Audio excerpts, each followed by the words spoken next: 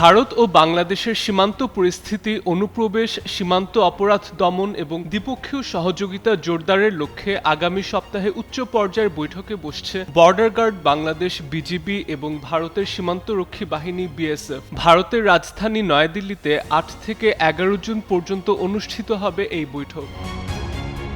BSF কর্মকর্তাদের বরাত দিয়ে ভারতীয় বার্তা সংস্থা পিটিআই জানিয়েছে, বৈঠকে বাংলাদেশের প্রতিনিধি দলের নেতৃত্ব দেবেন বিজিবির মহাপরিচালক মেজর জেনারেল মোহাম্মদ আশরাফুজ্জামান সিদ্দিকী। অন্যদিকে বিএসএফ প্রতিনিধি দলের নেতৃত্বে থাকবেন বাহিনীটির মহাপরিচালক প্রবীণ কুমার।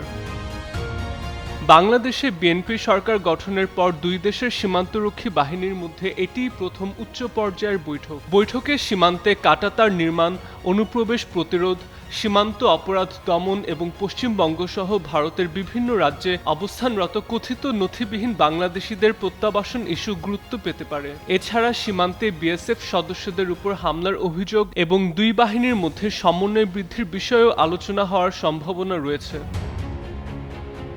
এমন এক সময়ে বৈঠকটি অনুষ্ঠিত হচ্ছে যখন ভারত বাংলাদেশ সীমান্তে নজরদারি আরও জোরদার করেছে। পশ্চিমবঙ্গ সরকার সীমান্তে কাঁটাতার স্থাপনের জন্য বিএসএফ এর কাছে জমি হস্তান্তর করেছে। একই সঙ্গে অনুপ্রবেশকারী শনাক্ত হলে তাদের বিএসএফ এর কাছে হস্তান্তর এবং অবৈধভাবে অবস্থানকারীদের জন্য বিভিন্ন জেলায় হোল্ডিং সেন্টার স্থাপনের উদ্যোগ নেওয়া হয়েছে।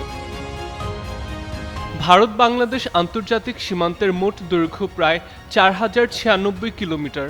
এর মধ্যে প্রায় ৮৬০ কিলোমিটার এলাকায় এখনও কাঁটাতার নির্মাণ করা হয়নি, আর প্রায় ১৭৪ কিলোমিটার সীমান্তে ভৌগোলিক ও অন্যান্য কারণে কাঁটাতার স্থাপন সম্ভব নয় বলে জানিয়েছে সংশ্লিষ্ট কর্তৃপক্ষ। বিশ্লেষকদের মতে, সীমান্ত ব্যবস্থাপনা, নিরাপত্তা সহযোগিতা এবং দ্বিপক্ষীয় সম্পর্ক আরও শক্তিশালী করার ক্ষেত্রে আসন্ন বিজিবি বিএসএফ বৈঠক গুরুত্বপূর্ণ ভূমিকা রাখতে পারে।